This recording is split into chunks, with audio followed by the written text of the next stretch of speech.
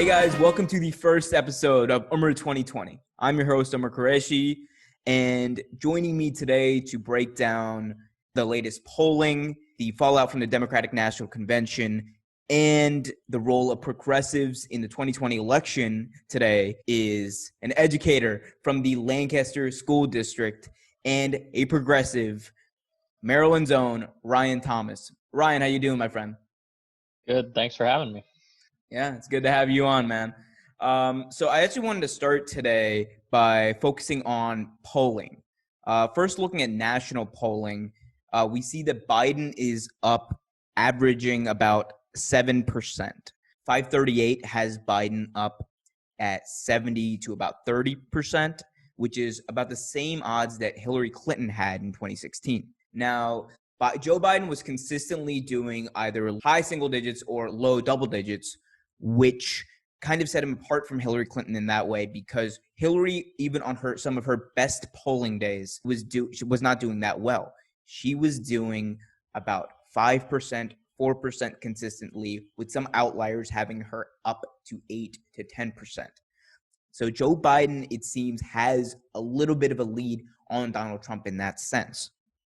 And looking at it further than that, I actually wanted to bring this up. An MSNBC poll rated the trust of candidates on these specific issues.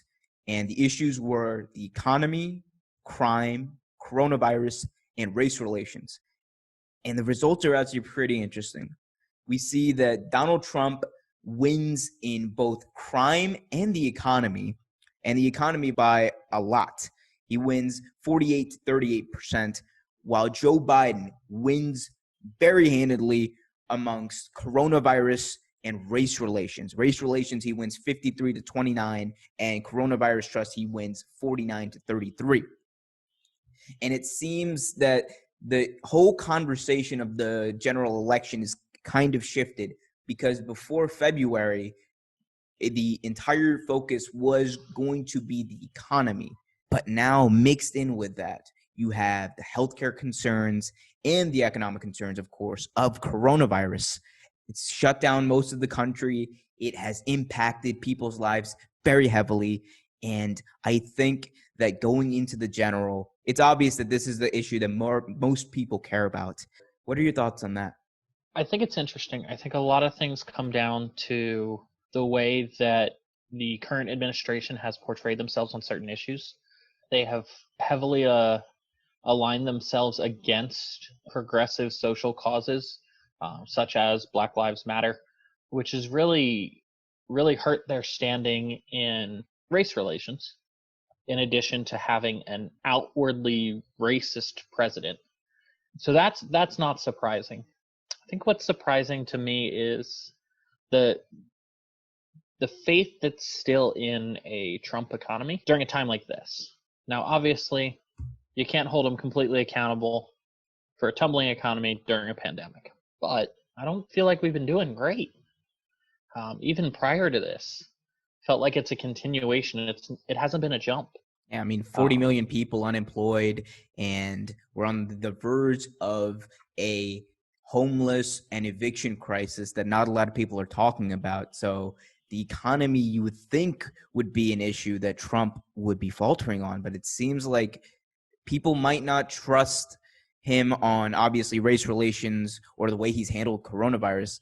But it's, for some reason, just like in 2016, there's a lot of people who, I guess at the end of the day, if they're hoping or they believe that when this virus goes away, that they would still trust Donald Trump more than they would trust a Joe Biden administration on the economy. That still shocks me. I think part of that comes down to a rather heavy-handed approach to this election cycle, and even the last one, where Republican campaigns slammed Democrats on economic issues. They used half-truths and some full truths to aggressively push to portions of the population that your job is going to be gone if we aren't elected. Your lifestyle is going to be gone if we aren't elected. And you heard that a lot in the first night of the Republican National Convention. Some very a couple pretty strong speeches, a little bit of misinformation mixed in, but you also heard a couple fire and brimstone speeches. Your world is going to be burning if we aren't reelected. And I think some of that's gotten across. I think that message has gotten across and really kind of distorted things there. And another aspect of that factors into this is even in 2016, Trump was offering a vision of a different future than was offered by Hillary Clinton at the time, because Hillary Clinton at the time was offering a lot of Obama era policies that it turns out turned off a lot of voters in key states in the Midwest and led to Donald Trump being elected. And it seems like those voters, for whatever reason, would rather have a vision that they might not completely be sure of rather than a vision that they know has failed them and a vision that they know is not going to work. Now, Joe Biden has done a few things to make himself stand out, and he already has a lot more, I guess, push and pull with the Midwestern voters, him being from Pennsylvania and being the senator from Delaware for so long, portraying himself as a friend of the working class. What this comes down to is Joe Biden going to be able to offer a vision like Trump did, and is he going to be able to hold on to this lead? Because right now, if you look at the electoral map, which is, we can talk about national polling and that's all great, and we can, be as wonky as we want about it, but at the end of the day, the biggest thing that is going to factor in this election is who wins key states like Wisconsin, Florida, Arizona, and Michigan. And right now, if you look at it, Joe Biden is leading in Michigan by almost 7%. He's up in Arizona by 2%, and he's up in Florida by 5%. Wisconsin, he's up by 6%, and it looks like he's narrowly getting away in Minnesota. Polling in Minnesota has Joe Biden up by 5.3%, but Trump is closing in, and he even tied in a recent poll there. So you can actually see slowly in the Midwest, Joe Biden has this lead, but it's not 100% secured. And what happens over the next few months is really going to dictate whether or not Joe Biden is able to hold on to this lead. I think a lot of this comes down to current events at different points. Biden built that lead on the follow through of race relations, on cases spiking in Arizona because of reopening too quickly, on the trust of auto workers. And I think he's building a little bit, he's at least gaining ground, if not kind of building up in Pennsylvania and states like that, because the promises of Trump 4 years ago to save the coal miners have fallen through in a lot of ways. And I think that this is going to be a real defining month of political strategy on whether or not we can get that vision you were talking about, and whether or not there can be a hopeful future that says, this is what's going to happen, this is how we're going to protect you, and this is how we're going to work for you. Right. And let's shift gears to this from Trump's perspective. Now, from Trump's perspective, he's obviously behind in a lot of these key states. Now, a lot of websites have North Carolina, Georgia, and Ohio as toss-up states, which they generally are, and especially given how polarizing this landscape is, they're probably going to be a lot closer than they were in 2016. But let's not forget, in order for the Republicans to win, the Republicans have never won a presidential election without Ohio. So if they don't win Ohio, they don't win North Carolina, and they don't win Georgia, there is zero path to victory for Trump. So those are three key states, though. Three key states, but they're also in the news recently. Yep, they're also, though, three key states that Trump is still leading in. So for the sake of argument, let's say those states have been heavily Republican for many years, and they're probably going to be for many years to come. let's just say that Trump wins those states. Now, the focus shifts to Arizona, Florida, and then he needs one more Midwest state, other than Ohio, obviously, to lock up the nomination.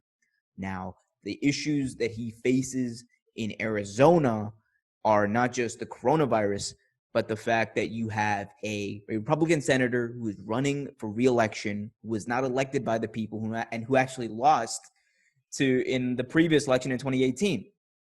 Martha McSally, of course, was appointed when Jeff Flake retired. She's running against Mark Kelly, who's very popular in Arizona, and Arizona's demographics are shifting very fast, and we could see it go blue. If that happens, the path to victory for Trump becomes very, very narrow, because then he needs to find a way to get two Midwest states. And it seems like Michigan is a state that Joe Biden is gaining a lot of momentum in and has a lot of trust in. And it's going to be hard to see Joe Biden lose that. Then it becomes, is it going to be Wisconsin for the Trump campaign? Or is it going to be perhaps a Minnesota, another state that might come out of nowhere? There hasn't been a lot of polling in Minnesota, but they're only doing it about bi-weekly right now. But the polling does indicate that it is a lot closer than we previously thought there.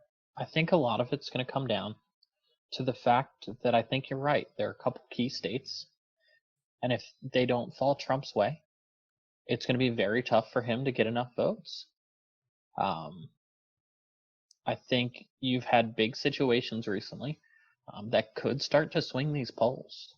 You've had Kasich come out during the DNC and talk in favor of Biden, which we will get to later on in the which show. I'm sure we'll hit. That's a great topic to cover. North Carolina has been a swing state for a long while, and kind of swings heavily back and forth when it does. But race relations and education might be big swings in that state. Teachers are horrifically underpaid. And then Georgia rushed to reopen. Schools rushed to reopen, and they got hit hard with the reopening of schools during a pandemic. All things that might not have enough influence overall. Right. But could piece by piece really affect this race. I think so too. And I think, Ryan, the biggest thing though for Trump is going to be how Joe Biden actually does, because Joe Biden, he's still leading considerably in this race. And Trump basically needs to rely on a very, very effective targeting strategy in these states and a mobilization strategy for conservative voters and kind of winning over more of those moderate conservative voters that the Democrats and the Republicans seem to be fighting for. And also at the same time, hoping that Biden slips up at some point. He needs Joe Biden to mess up big time in order to win this election. Because if you look at the map right now, the way it's shaping up, it is not looking good for a Trump re-election. Another interesting thing I think that is worth noting is, while we're essentially saying that Joe Biden does have a huge lead, or that Joe Biden does have a considerable lead, it is also worth to note that, like in 2016, a lot of Trump voters that might be more moderate are probably not going to be as outwardly enthusiastic for someone like Donald Trump to win the presidential nomination. So while they might not say it, they might still vote for him. Trump has been in states like Ohio, Pennsylvania, Arizona, and Michigan for just as long as the Democrats were in the primary. While they were all primarying each other and running ads against each other and spending almost $1 billion against each other, Donald Trump was spending hundreds of millions of dollars in these states. He was flooding the airwaves with ads. He was flooding the airwaves with messaging. And what I'm interested in seeing is, will that distorted messaging from the primary for the Democrats end up hurting them, as opposed to Trump, who is been pushing this same message for the past while? And Trump also has the advantage of being an incumbent. He also has the advantage of having a almost cult of personality like movement around him of Republican candidates running all over the country who are essentially running on his platform. So all of these things considered, I think it's a lot closer than people think. While Biden might have, yes, an edge right now nationally and in the key states, the reality is we have a long way to go until the November election. I want to make sure I'm painting this in a fair light, at least. There are few things that Trump supporters and left-wing progressives agree on, and one of them is this lead that Joe Biden has in the polls and in our projections for the Electoral College is not enough, and it could disappear quick.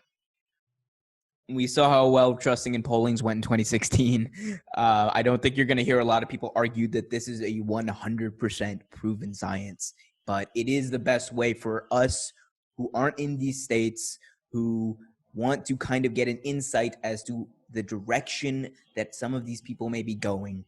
It's a good tool for us to use to kind of analyze and break down where we see this election going. So, and let's just shift gears now and focus on what is I think is going to be the main topic of today's episode, and that's the Democratic Convention. The motto of the Democratic Convention going in was unity. For some, you might want to put the word begrudgingly in front of that. It seemed that the Democrats were clear on their messaging. It was reaching out to moderate conservatives and moderate independent voters, as well as appealing to Joe Biden's base of establishment, more moderate Democratic voters. So just right off the bat, what were some of your big takeaways from the convention and how it turned out?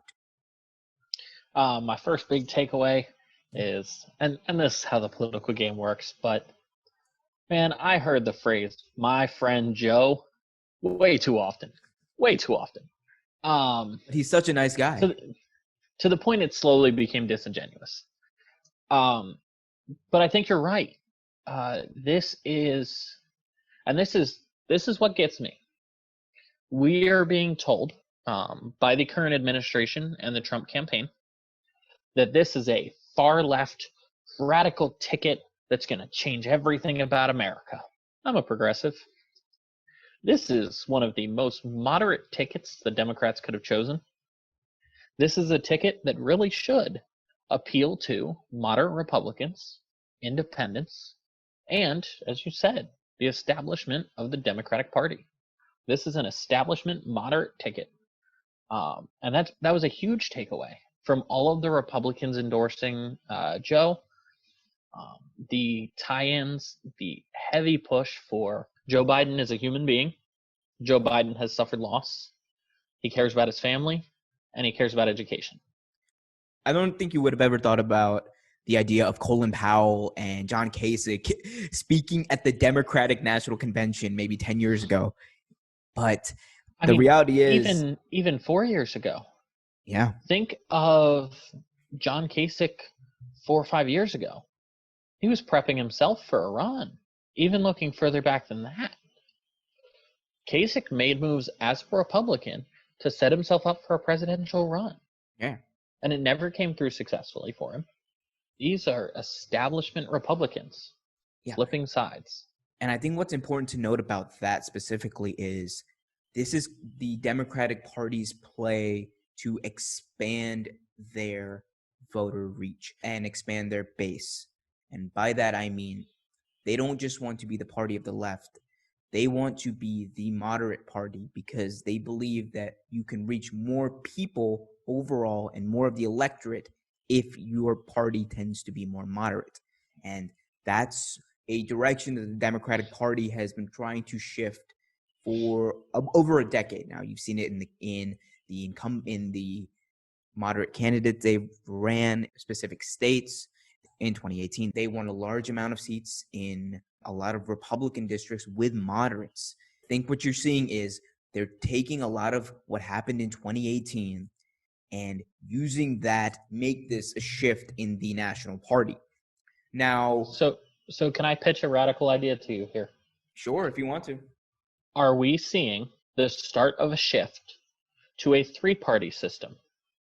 One in which we will see the Tea Party in the right, a progressive left-wing party, and then a Democratic Republican Party made up of the moderates of both sides, forming a coalition in the center.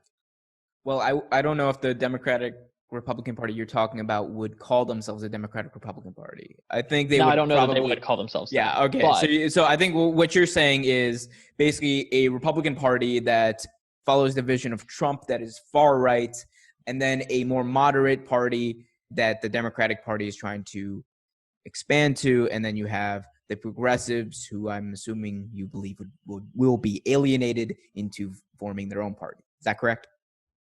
yeah. Okay. I'm not necessarily sure that the Republican Party that is ever actually going to let that happen, because they're not as out of tune with reality as some people might think they are.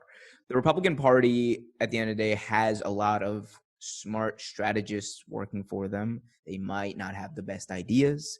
A lot of them may not really care about LGBTQ rights or the rights of many other groups.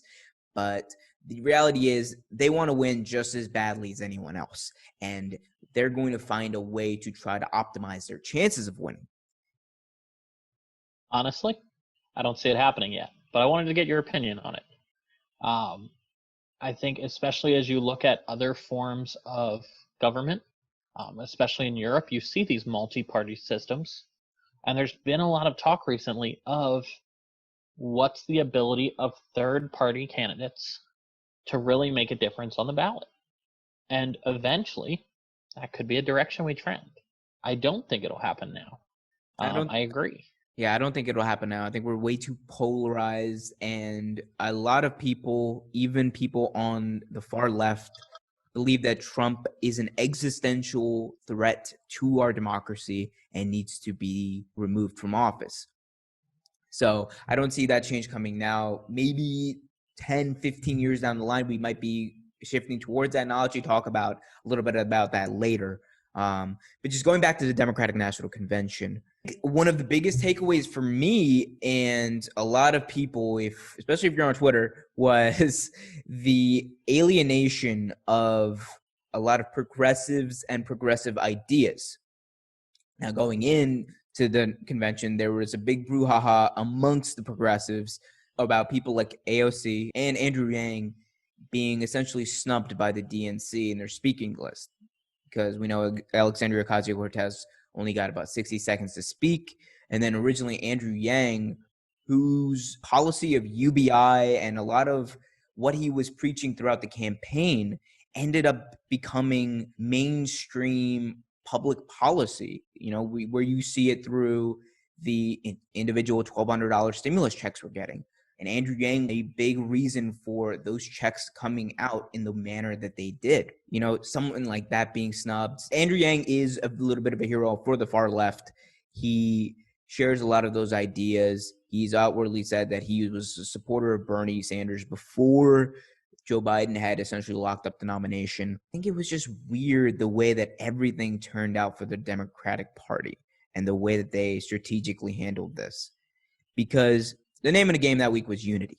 You saw them reaching out in a very open, in a very nice manner towards the more moderate conservative voters, but you didn't really see that in the same manner with the progressive voters. And I know that you have a lot of things to say about that, but if you know a lot of progressives and you know how they think, that did not rub people the right way. It did a lot more harm than it did good.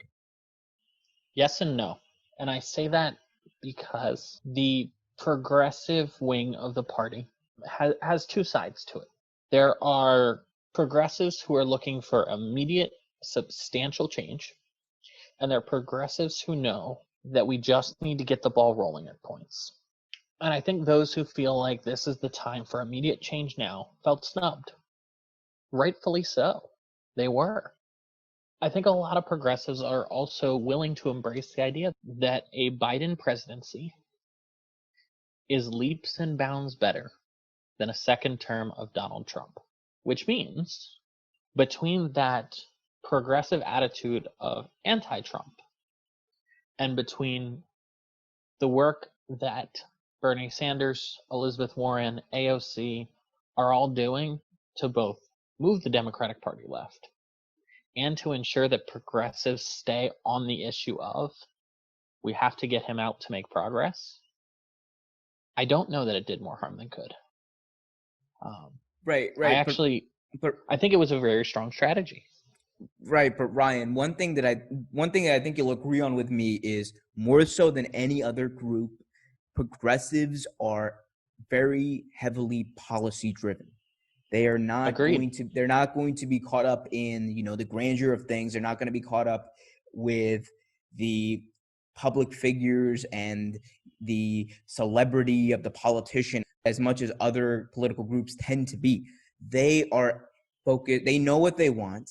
They want things like $15 minimum wage. They want things like Medicare for all, Green New Deal, transformative criminal justice reform. And I don't really believe that the convention spoke to those people.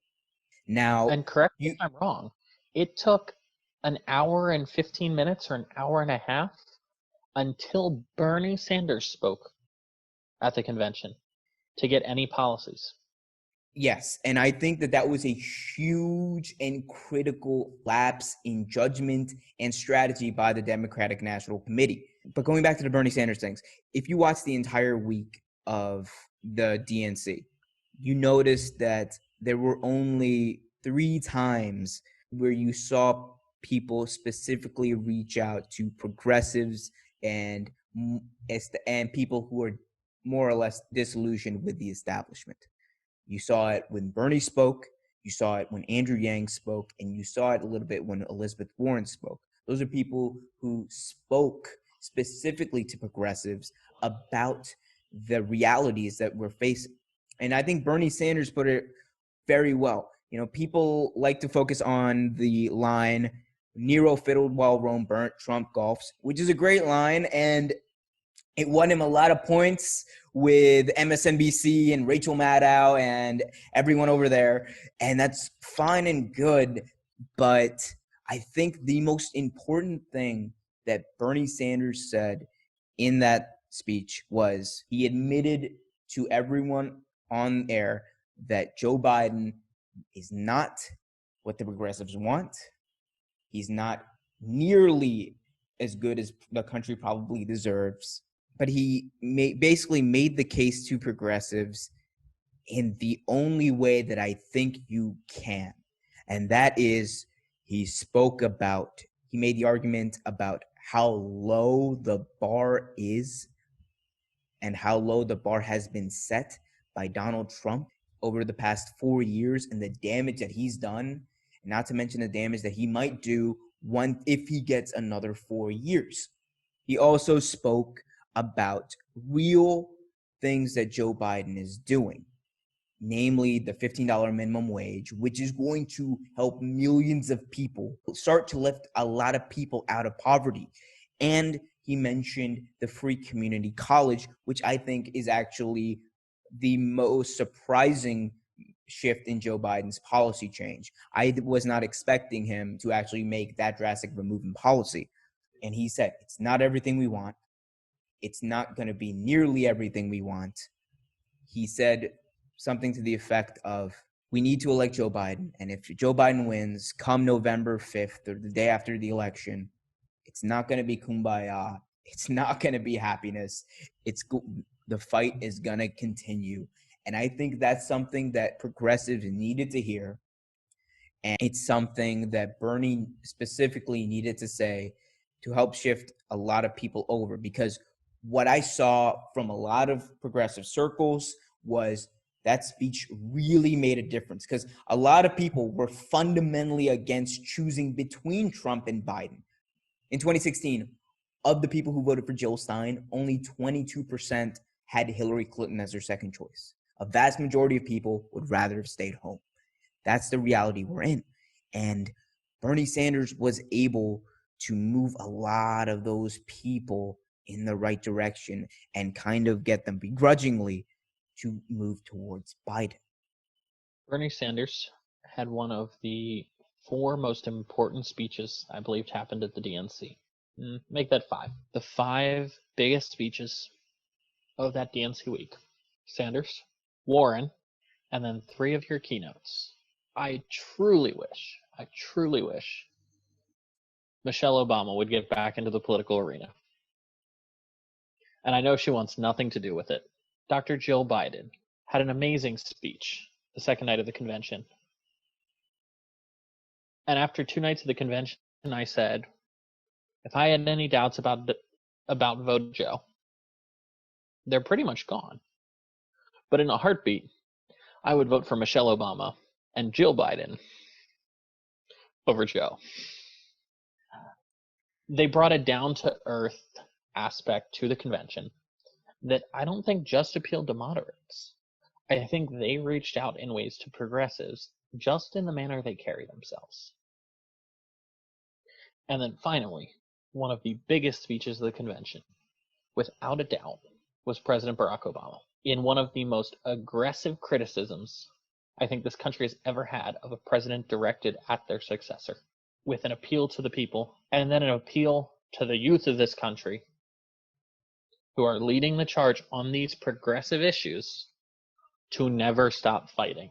Progressives, point your pitchforks at Trump, and in November, when Biden is elected, you can stab Joe with them.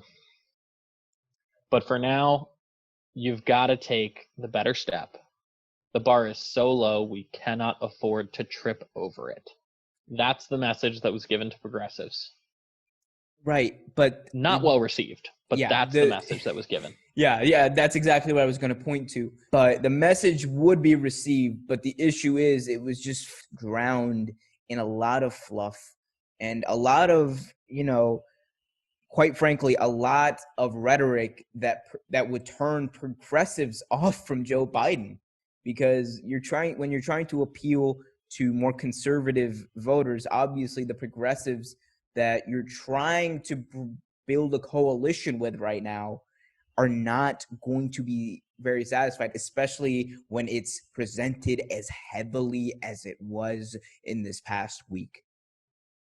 The trick of a presidential election is to be as extreme in your party as you can to win your primary, and then as moderate as you can to win the election.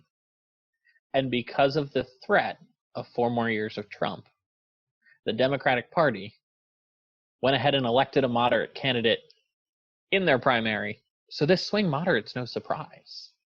It does isolate progressives. It's actually funny you say that. I actually have this clip from CNN, and it's CNN's Jake Tapper when Joe Biden won the Michigan primary and essentially locked up the nomination in March. So let's just take a listen to that. Completely frank, I'm getting real 2004 vibes tonight, which is Democrats want to defeat an incumbent Republican so badly, Democratic voters, I mean, that they decide which one is electable, and they decide, okay, it's John Kerry, or in this case, it's Joe Biden. There's a huge coalescing around that person. They want to end the primary process as soon as possible, and then basically they coronate this person. Now, what did we learn in the last few weeks? Mark McKinnon, former George W. Bush advisor, told me that actually they feared Howard Dean more, because Howard Dean, even though he was less predictable, there was a starker difference between Howard Dean and George W. Bush, and he was drawing much bigger crowds than John Kerry was able to. And Howard Dean, we had him on the Sunday show, and Howard Dean said, "Now you tell me." But the point is that when you have the Democratic electorate deciding that they are all a bunch of Rachel Maddows and Chris Hayes and the like, that they're just progressive pundits, and they're going to pick out who is the best one, maybe they don't necessarily always know what they're doing. So again, that was CNN's CNN's Jake Tapper on Joe Biden essentially winning the Democratic nomination back in March. And I'm getting 2004 vibes.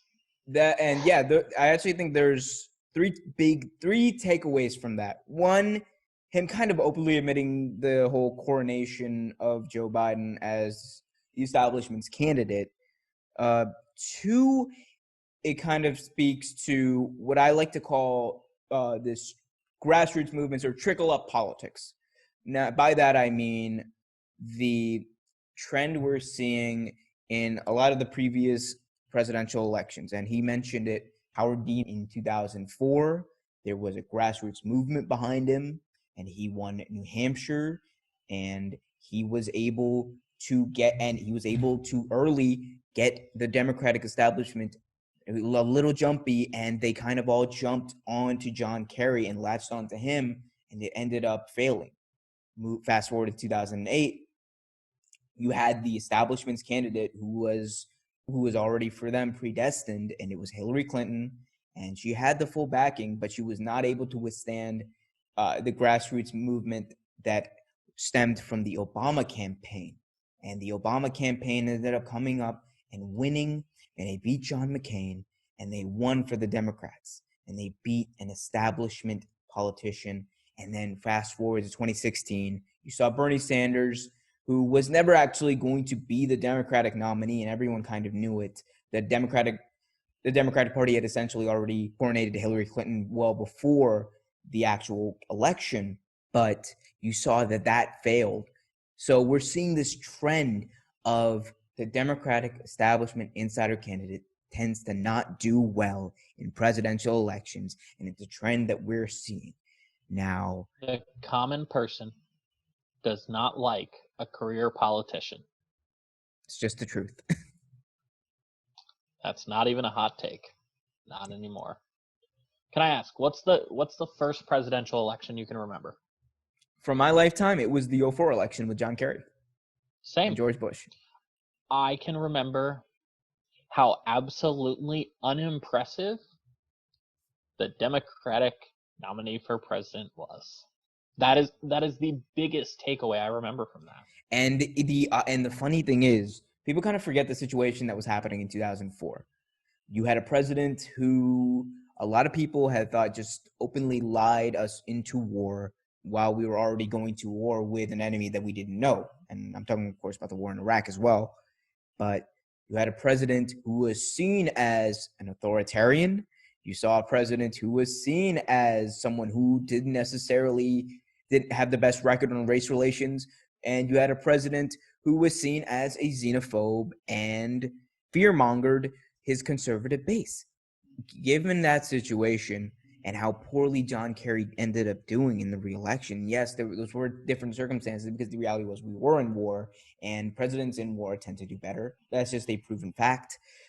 And I guess the point I'm trying to make is that the Democratic Party's overall strategy that they're doing right now, is it really going to optimize their chances to win? Because the timing of a lot of things, especially right now, look really bad, because you already have a base that was alienated. So let's kind of review the primary from the progressive point of view. Bernie Sanders won the popular vote in Iowa. Bernie Sanders won New Hampshire, and he won Nevada, and he won big, and he won with a coalition, and that coalition was young, and that coalition was Latino, and that coalition seemed to be growing. Now, Joe Biden was already going to win South Carolina, but what changed the entire election was, I think, when you saw a lot of the more moderate candidates like Buttigieg, Klobuchar, and even Beto O'Rourke, and the establishment kind of get behind Joe Biden in such a public and very swift way after Nevada.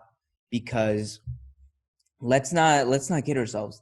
The Nevada primary and the way that Bernie Sanders won it jolted a lot of moderate establishment Democrats, because it is a complete threat to their power structure if a Bernie Sanders were to win the nomination. And part of the resentment on behalf of progressives is that people like Barack Obama were instrumental in forming this coalition that coalesced behind Joe Biden. We know now, looking back, that Barack Obama talked to Pete Buttigieg and Amy Klobuchar before they both dropped out and endorsed Joe Biden. And we know that going into that primary, he also had told his own people that Bernie Sanders was one of the only candidates he would be willing to stop if it looked like he was going to win the nomination. And ever since all of that happened, it has never stuck well with progressives, and the Democratic Party, has not done a lot to really win that favor back from progressives. They have not done a lot to gain that trust back. The fact is, though, and I believe this is why the Democratic Party does this, what candidate should progressives vote for? If not Biden, who would they vote for? No, I mean, no. Don't get me wrong. I agree. No, don't get me wrong. I agree with you. But then the question becomes, how many of those people stay home? Because, like I said, a lot of people in 2016 decided they'd rather stay home than pick the lesser of two evils. Because to them, fundamentally, no. And I'm not saying, look. I'm not disagreeing with what you're saying. I'm telling you, there were 9.5 million people who voted for Bernie Sanders. And none of that group is a monolith. You and I both know that as well as anyone. Mm-hmm. There are, within the progressive wing, there are people who are willing to play along, to get along, but there are other people who would rather stay home and not have, in their eyes, co-sign policies that they fundamentally disagree with. The hope is, though, to channel the fear. Because the same people who stayed home 4 years ago have now seen 4 years of this and has seen what change that has made. And if you are a progressive who cares about human values and human rights, I don't know how you can stay home and still endorse progressive values. So then that becomes the issue of voter shaming, right? True. It didn't work at all for Hillary Clinton in 2016, and I don't think that it's one that's going to work now, because if your main strategy of getting people to look at things from your perspective and come towards your side is vote for my candidate, otherwise you are part of the problem, I don't think that that's an effective way to communicate and an effective way to get your point across. Agreed. And I never said it was going to be easy, but there's a lot that the Democratic Party could be doing, and this just takes me back to something that Van Jones said on CNN, actually the same day that we watched that Jake Tapper clip. He was on a panel with, I believe, David Axelrod and Terry McAuliffe, former governor of Virginia, and he was speaking about the first challenge to Joe Biden in leadership is uniting a very fractured Democratic Party, because the Joe Biden won Michigan and essentially there were a lot of people who were cheering, a lot of people who were happy, and a lot of people who were ready to go into November. But there were also 9.5 million people who were sad, depressed, and hurting. And a lot of people don't get it. Joe Biden has had the opportunity to speak to those people, but it doesn't seem like he's risen to the occasion. And I'm not saying this happily, and I'm not saying this in a way, I'm not saying this as someone who wants to see Joe Biden fail against Donald Trump. People are going to probably say this is a Republican talking point, or, I'm fanning the flames of division within the party, but this is the reality we live in. This is a Republican talking point because it's true in a way. It's one of the only true Republican talking points. The question at that point when Joe Biden won Michigan was, how does Joe Biden talk to those people who are hurting? How does he address the people who are behind on their medical bills and can't afford to go to the doctor, those people who are in the gig economy and who know that the economy is running against them, and the people who, for the first time in their lives, felt like their involvement in the political process was going to be worth something, and they were excited, and then it went from excitement to immediate deflation. How does Joe Biden talk to those people? And the sad truth is, and it's probably the biggest critical failure of the Biden campaign, that they have not been able to do it this far into the election. It's one thing to have your pundits and have your team release, we're going to be for $15 minimum wage, and we're going to allow for free public college or free public community colleges. But it's another thing to sympathize and actually talk to those people who are hurting and address their pain directly. And that's something that I think progressive voters need to hear, that they have not heard from Joe Biden yet. And I know this because there's people in my community who are hurting. I know this because I know people specifically. Bernie Sanders throws around the number, the top 0.1% has more wealth than the bottom 90%. And a lot of people like to think that that's, it's a cool wonky number, but the reality is people aren't just numbers. 90% of the American public is 300 million people. These people who are hurting, who are begging for somebody to listen to them and address their pain, need to hear it from Joe Biden. And I really hope Joe Biden's campaign has a lot smarter people than me, I would hope. And I really hope that there's somebody there who's telling him before he starts debating and going very hard against Donald Trump, that he addresses this, because he needs to. And it's not just before his campaign. This is also for the Democratic Party moving forward. The Democratic Party is not going to win in the future without that progressive coalition. Are they willing to risk alienating the left for the consolidation of the center?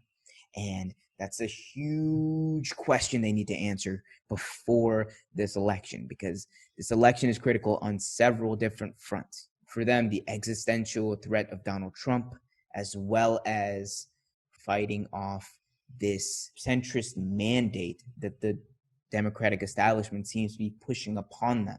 How do you reconcile those? How do you and I think that's a big question. How do you reconcile all of that with voting for someone like Joe Biden? And again, I'm someone who said my vote is going to end up going to Joe Biden, and it's because I believe that Donald Trump is that much threat to our democracy.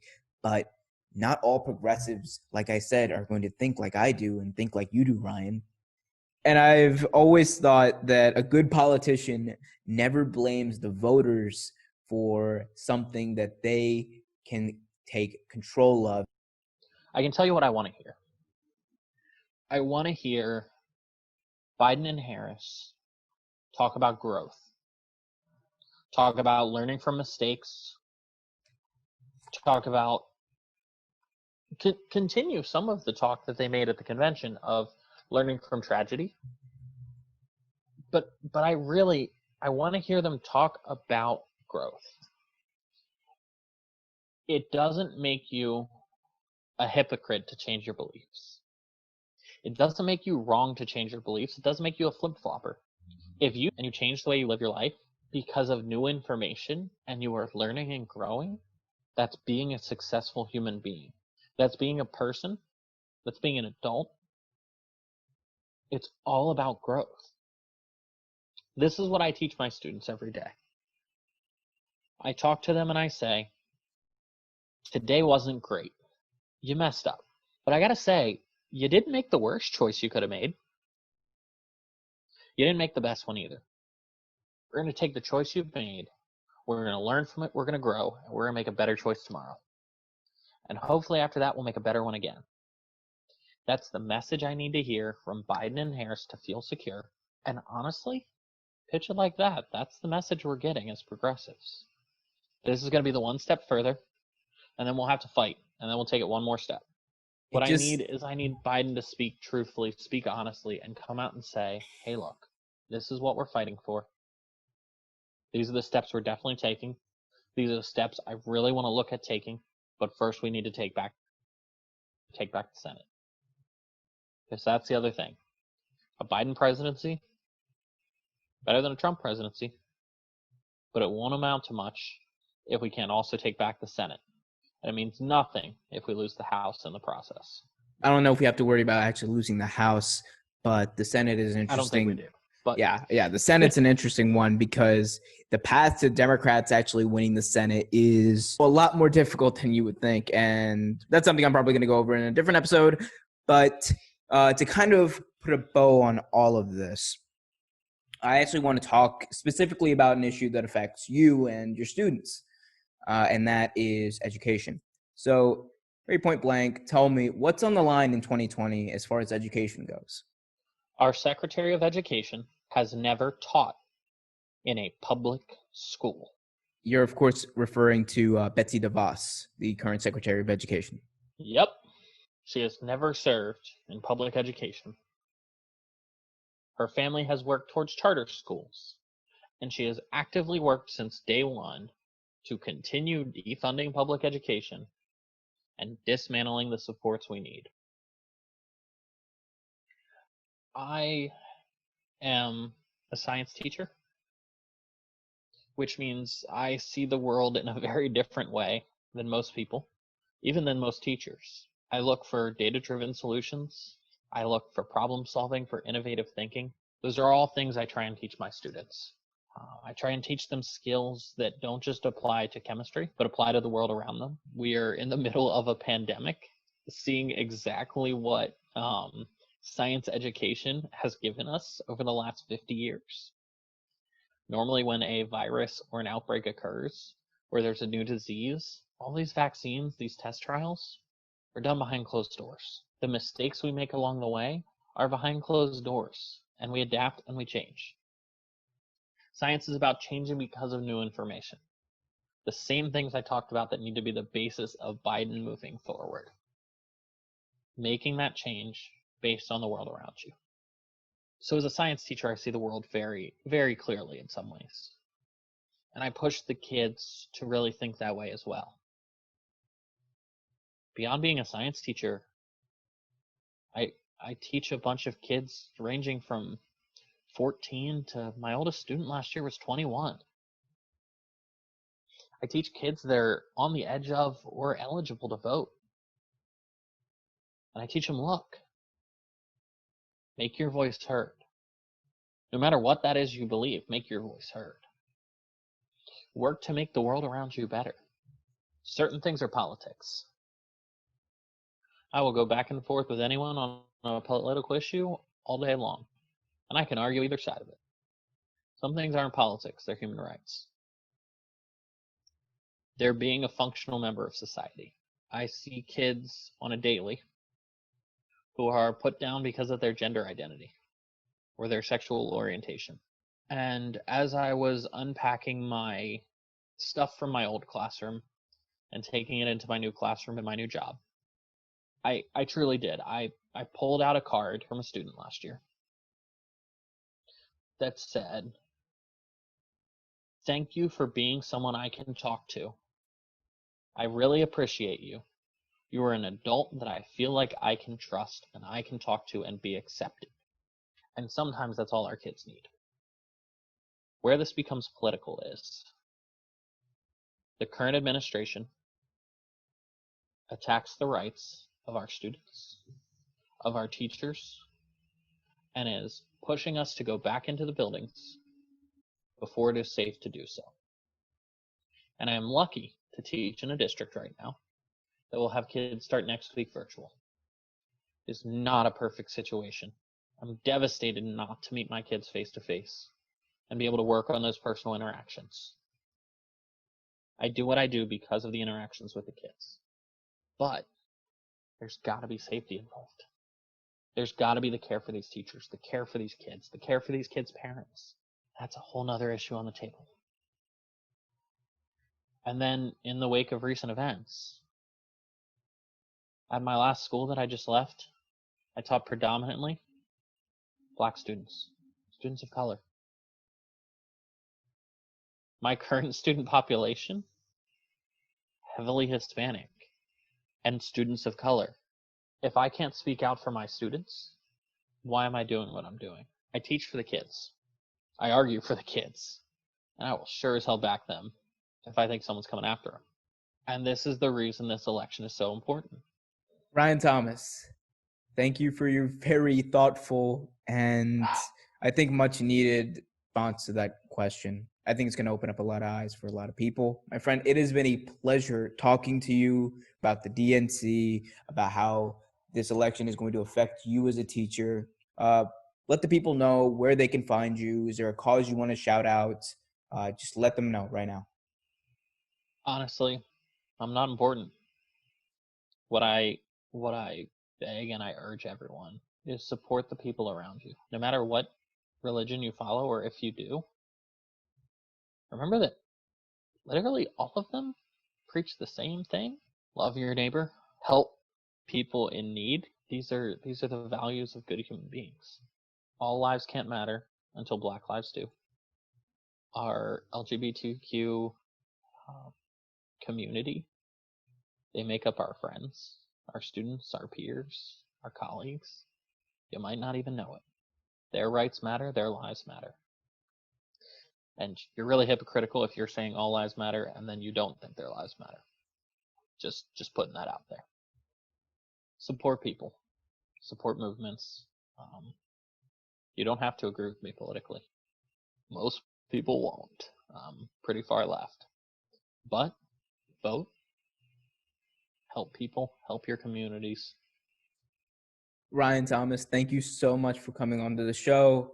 Thank you for providing your perspective as a progressive and as a teacher. And that's going to about do it for us today. Be sure to tune in on Saturday, where I'm going to break down the RNC with a former worker for the California GOP who defines himself as a moderate. Please be on the lookout for that coming up this weekend. Until then, I'm Omer Qureshi signing off. This has been Omer 2020.